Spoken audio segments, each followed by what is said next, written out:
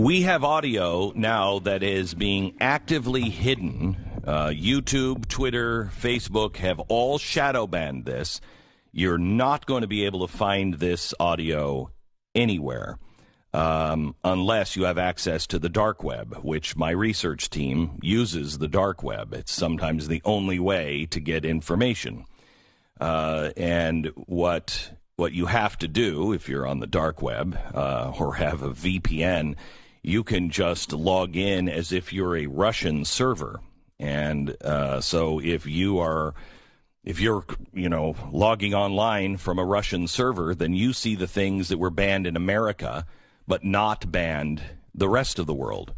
This audio came from a Ukrainian source, and the Ukrainian source taped it. He's an Ukrainian official. They taped a phone call right after the election of Donald Trump.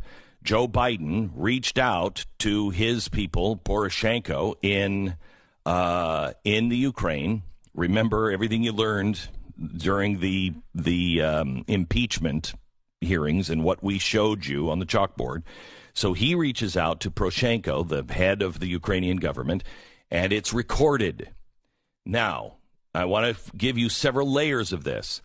What was the reason that Joe Biden said we could get General Flynn? Remember, the FBI said there's nothing here. He didn't do anything wrong. There's nothing here. And the next day, they had an emergency meeting at the White House without the FBI. The FBI said case closed. They had this meeting. Joe Biden was in it. Susan Rice was in it. And so was Barack Obama. And we know, because of notes, that Barack Obama said, what can we do? Joe Biden said, we can use the Logan Act. The Logan Act is something that was enacted in the 1700s. It's never been used. But it is when somebody would go over to a foreign country and say, I'm representing the United States of America. And they didn't represent the United States of America. And they tried to do deals with that country. Okay, it's an old-timey act. Never been invoked. Until Joe Biden said, we can get General Flynn. So they did. That's what they got General Flynn on. And the reason why is because he said, look, don't do anything crazy. We're coming into office to Russia. We're coming into office. And just please don't retaliate on anything this administration has done. It's a new administration, and we may be handling things differently. Okay? That was interference from the incoming administration. Now, this is the outgoing administration and the vice president calling the president of Ukraine. Here's cut one. The people they put forward to be part of the transition have to be cleared. Stop. You know what? Let me, before we even start this, put it back at the beginning. If you're at your computer, I want you to take this piece of audio and I want you to burn it to a CD. It is being systematically erased by tech. Again, we got this from YouTube and the dark web from Russia because it hasn't been banned yet by YouTube in Russia. So everybody, if you have access, burn this to a CD so it's not lost. All right, here we go.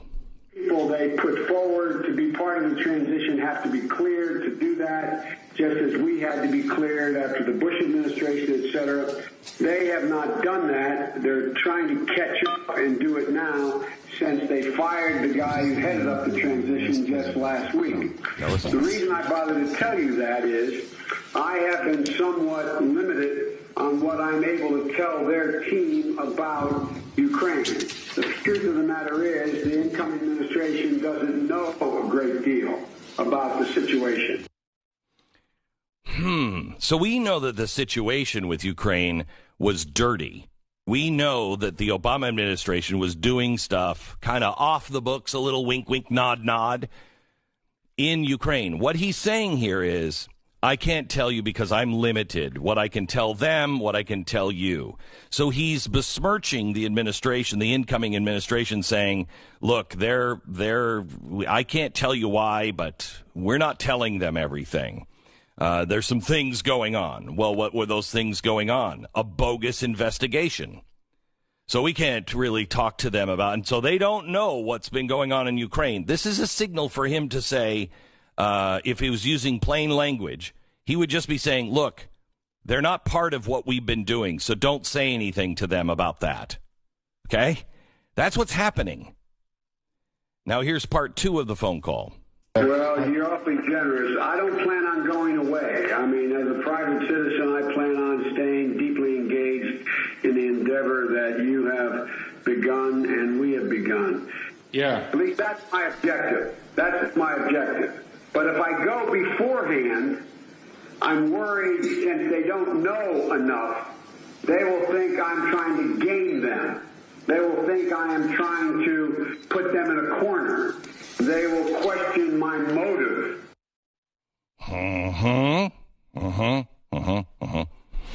And we do, Joe. And we do.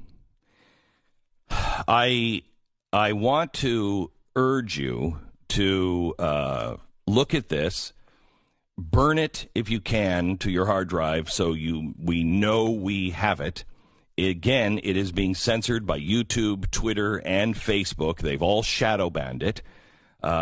We can tell you why if you go back and you look at a few of the episodes of what was happening with, just look at the episode on Hydra. If you look at the Hydra episode about what was going on in Ukraine, you understand why all of this is going on. You can get those shows and all of the shows. In fact, last Wednesday's show about the Civil War, the coming Civil War, that has on the screen as we go. I had to move quickly because it's a lot of research in that show.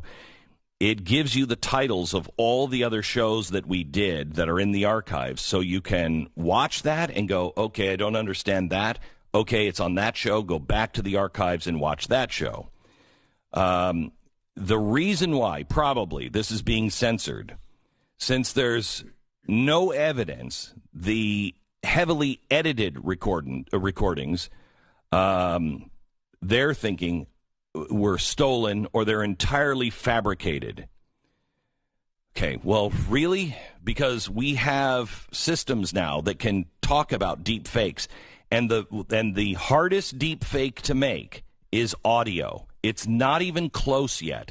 Video, it's pretty close. Audio is really, really hard. Now, these it's entirely fabricated or it was stolen.